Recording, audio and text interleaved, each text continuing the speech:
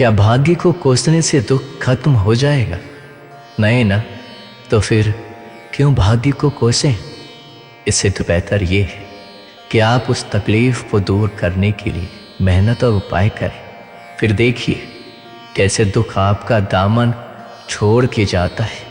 वैसे दुख सभी दिन के लिए नहीं आती है, ये तो भगवान का बनाया हुआ नियम है। जैसे दिन के बाद रात, रात के बाद दिन होता है, उसी प्रकार दुख के बाद सुख और सुख के बाद दुख आता है। और हाँ, एक बात और, भगवान किसी को दुख नहीं देते। कोई भी बाप ये नहीं चाहेगा कि उसके बेटे को कोई तकलीफ। हम सबके पिता हमारे भगवान हैं और हम सब तो उनके बच्चे हैं। तो अब आप सोचिए, क्या भगवान हमें तकलीफ देंगे तो उन्हें पीड़ा नहीं होगी?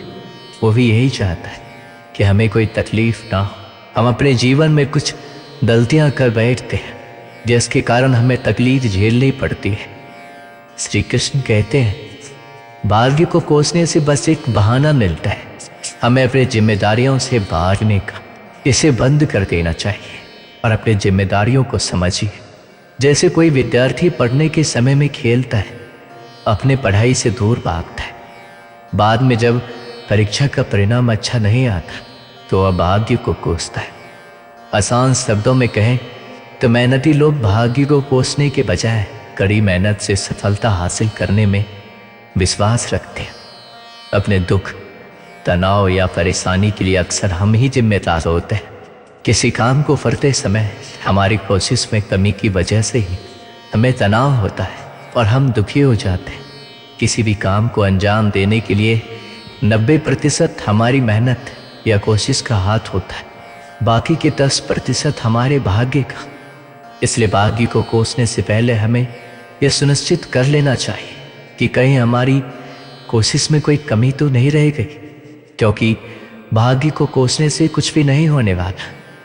उल्टा आपकी जो उस परेशानी को दूर करने की क्षमता है वो भी घट जाएगी, क्योंकि आपका दिमाग उस परेशानी का हल ढूंढने के बजाय अपनी किस्मत को कोसने में ही लगा रहेगा।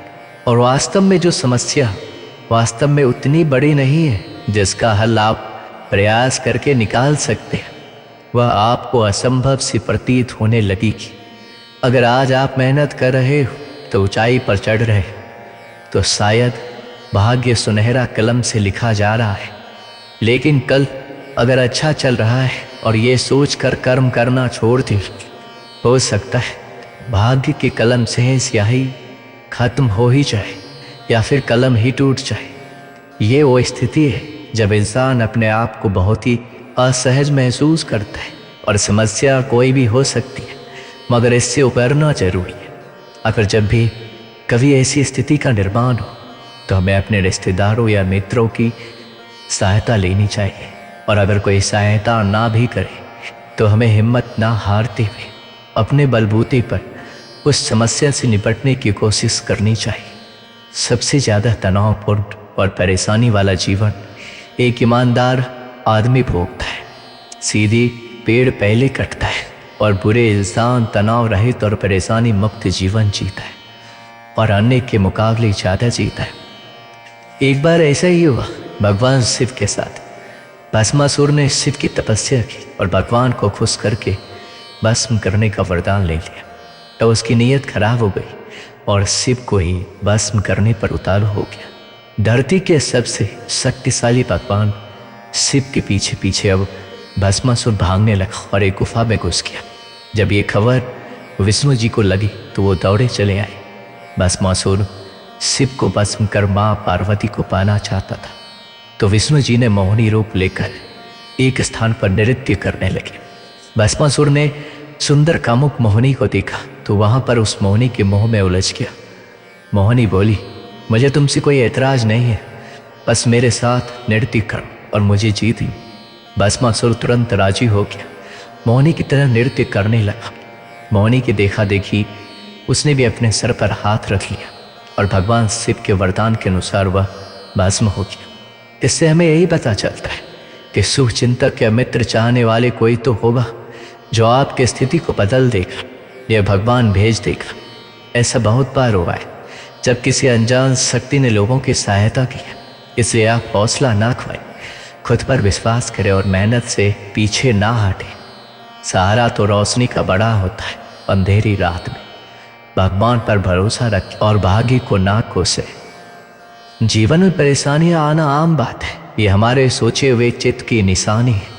अगर आप स्वयं को जान जाते तो कोई भी परेशानी आने की बात छोड़ो, आपको देख भी नहीं सकते। स्वयं को जानने के लिए समय निकालिए, मतलब अपने आत्मा को जानिए और आपकी सारी परेशानी खत्म हो जाएगी। ऐसा नहीं है, इतनी बड़ी दुनिया में कई तरह की संभावनाएं होती है, जैसे आप भाग्य भी कह सकते हैं। आप किस दिशा या किस जगह पैदा होते हैं यह आप पर निर्भर नहीं। आप स्वस्थ होंगे या बीमारी से ग्रस्त हो जाएंगे, यह आपके माता पिता और आपके पालन पोषण पर निर्भर करेगा, आप पर नहीं। आप गरीब पैदा होते हैं या अमीर, ये भी आप निर्धारित नहीं करते। जीवन संभावनाओं का बहुत ही बड़ा खेल है, लेकिन जैसे टॉस हारने मात्र से खेल में हार नहीं होती या टॉस जीत लेने से जीत सुनिश्चित नहीं होती, इसी प्रकार गरीब पैदा होने से आप नहीं हारते या अमीर होने का अर्थ ये नहीं कि आप सफल हो ही जाएंगे। अब आप पे निर्भर करेगा कि आप जीवन का खेल कैसे खेलेंगे। एक बार एक सेठ, जो कि जीवन भर सिर्फ और सिर्फ पैसा कमाने में लगा हुआ था, बीमार पड़ गया। जितनी भी दवा चिकित्सा किए कुछ नहीं हुआ, तो फिर उन्हें उनके पत्नी एक साधु के पास ले गए। साधु उनको देखकर चिंतित हो गए। सेठ पूछे, क्या हुआ महाराज, कैसे ठीक होगी तबीयत? साधु बोले, आपका जीवन सिर्फ 6 महीने का है, उसके बाद मृत्यु योग है। इतना कठोर सत्य सुनकर सेठ और उनके परिवार वाले दुखी हो गए। सेठ तो खाना पीना ही छोड़ दिए। 2-3 दिन ऐसे उदास कर्म रहित रहने के बाद सेठ को पता नहीं क्यों एक अलग उत्साह जगा। वो सोचे कि अब तो मरने वाले हैं, तो क्यों ना खुलकर जिया जाए। उन्होंने 6 महीने तक खूब दान धर्म सत्संग किया, अपने नौकर के बच्चों को पढ़ाने भेजा अपने खर्च से। हर दिन 50 से 100 लोगों को खाना खिलाया। ऐसे में उसके घर वाले चिढ़ने लगे कि सेठ सारी कमाई खत्म कर देगा। इसको लेकर उसके अपने बेटों के साथ झगड़ा हो गया। उन्होंने जिद करके अपने अपने हिस्से की जायदाद बांट ली। सेठ को तभी पता चला कि जिंदगी भर इतना मेहनत प्रपंच आदि करके जो पैसा वो कमाया था, उसके दुख में वही पैसा उसको सबसे अलग कर दिया। उसका मोह भंग हो गया। वो और आग्रह करके धर्म किया, नए नए पेड़ लगाए, गौ सेवा किया।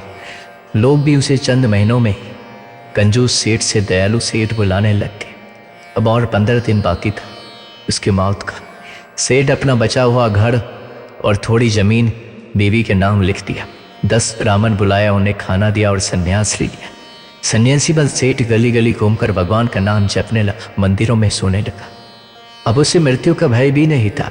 वो उल्टा मरते हुए कैसे भगवान का नाम जपे, इसलिए सोना भी छोड़ दिया और नाम जाप करने लगा। आखिर में मृत्यु का दिन आया। सुबह ही सेठ नहा धोकर तपस्या में बैठ गया नदी किनारे। 1 दिन गया, 2 दिन गया, 3 दिन गया, मृत्यु नहीं हुई। सेठ रोज सोचता आज शायद मृत्यु होगा, लेकिन होता ही नहीं। आखिर में ऐसा करके जब 5 दिन हो गए, सेठ मुश्किल से चलकर थोड़ा अनाज भीख मांगने गया। रास्ते में वह साधु महाराज मिले और उसके मृत्यु के बारे में बोली, जो उसकी मृत्यु के बारे में बताया था। उसने साधु से पूछा, आप तो बोले थे हमारा मृत्यु होने वाला है, अभी हम मौत का इंतजार कर रहे हैं लेकिन आ नहीं रही। साधु सेठ से कहा, आप बताओ इस 6 महीने में अपनी मौत को लेकर कितना डरे? सेठ ने कहा, पहले कुछ दिन को छोड़कर कभी नहीं, अभी तो गले लगाकर बैठा। साधु पूछे, इतने दिनों में तबीयत कैसा है? सेठ को तभी एहसास हुआ आजकल ना उसका तबीयत खराब रहता है, ना ही मानसिक रूप से तनाव में है। अब सेठ को समझ में आया कि उसकी बीमारी उसके शरीर से अधिक उसकी मानसिकता से जुड़े थे, जिसको उसके कर्मों ने कुचल कर रखा था। अब सेठ सहर्ष साधु का चरण स्पर्श किया और उनका शिष्य बनकर बाकी जिंदगी शांति से बिताया।